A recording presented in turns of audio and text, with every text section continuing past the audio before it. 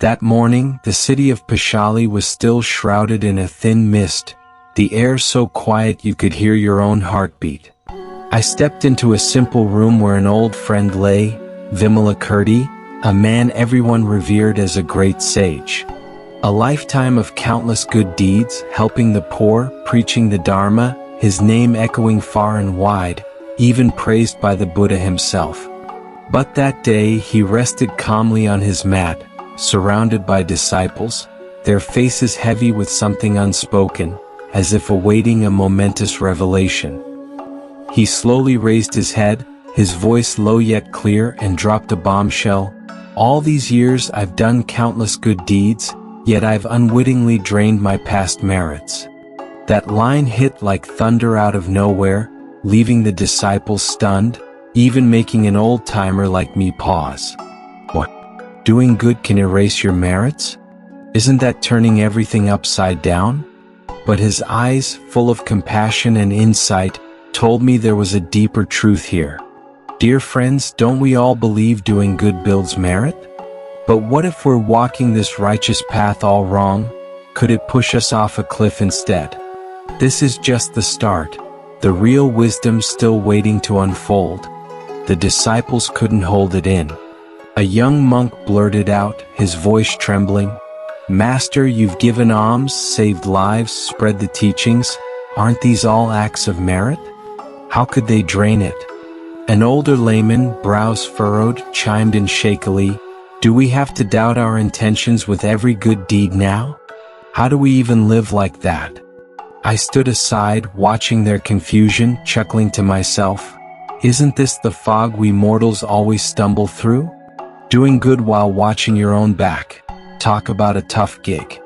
But Vimalakirti smiled faintly, a glimmer in his eyes, and said slowly, "People think giving builds merit, preaching earns blessings, but if your heart's secretly chasing fame or reward, those deeds are like a leaky bucket. Fill it up, and it still runs dry." That hit hard. The disciples were even more lost, and I couldn't help but wonder. Last time I fixed someone's roof, was I secretly hoping for a pat on the back? How about you? When you do something kind, ever catch yourself feeling a little smug?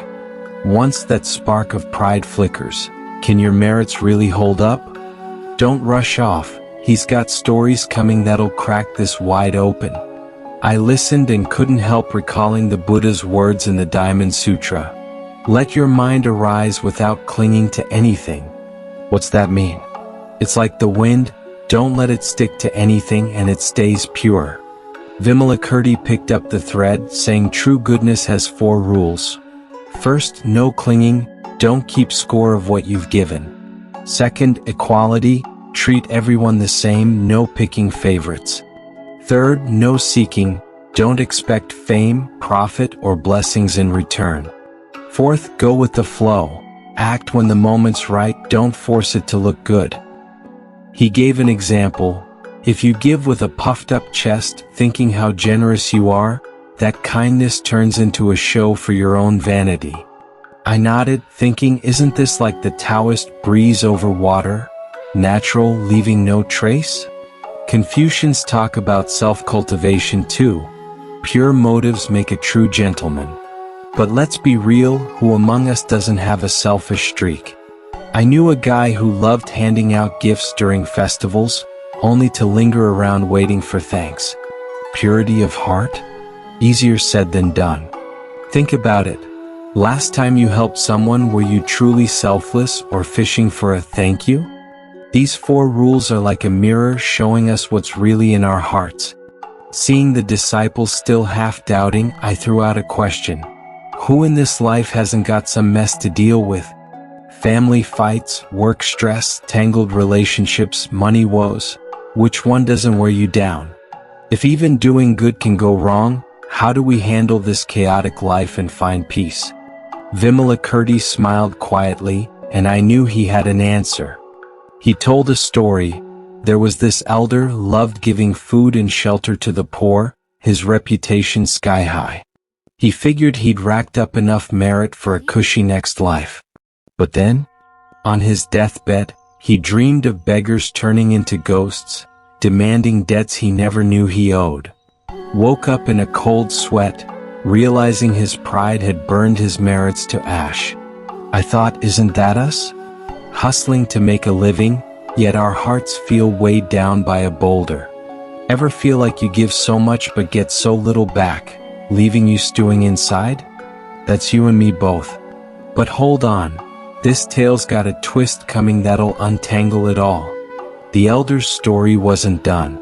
Vimalakirti's voice deepened. He regretted it on his deathbed, vowing to act with a pure heart next time. My mind flashed to the Nirvana Sutra. Good deeds spark awareness. Awareness cuts through clinging. What's that about? It's not about piling up blessings. It's about seeing through yourself, dropping the weight off your shoulders. Buddhism talks emptiness. Taoism seeks non-action. Confucianism refines the heart. They all point to it. Life's a fleeting play, death's around the corner, desires flare like wildfire, and meaning? It's not out there to grab, it's inside to realize. He added, I've seen folks give alms dreaming of future riches, or preach feeling superior. Guess what? Their hearts get busier and blessings turn into debts. I slapped my thigh. Yep, that's our trap. Scared of dying alone, scared of busting our backs for nothing. Ever worry about that too? This truth stings, but the way out's hidden right here. I saw the disciples' eyes tearing up. They got it. But I said, we're all just regular folks, right? Who hasn't had a sneaky thought? I've given help hoping for praise, preached wisdom feeling clever. Vimalakirti warned, that pride's like poison eating away your goodness. I asked myself, when I help, is it really for them or for that your great boost? The disciples started reflecting too. The young monk muttered, when I teach, do I think I'm hot stuff? Sound familiar? We've all lit that little fire in our hearts. But noticing it?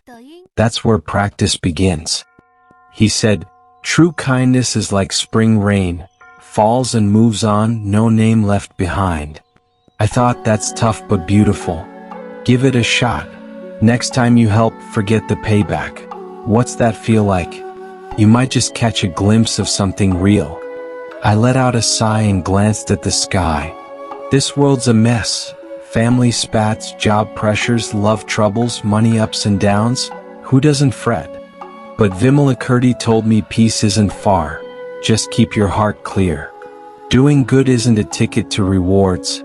It's a way to see through the clutter in your head. Drop the chase for fame and profit, and home gets quieter. Let go of wins and losses, and work feels lighter. Free your mind, and love or cash won't tie you in knots. His last words stuck with me. A heart like a mirror, reflects everything, clings to nothing. Dear friends, if this little chat lights a spark in you, give it a like, follow along. That's the karma keeping this Dharma talk alive. If no one vibes, these words might just fade away. Wisdom like this can get buried in the daily grind. Follow now, don't miss the next bit of fate. Drop a comment and let's chat. Ever catch a selfish thought while doing good? Let's figure out this wild life together.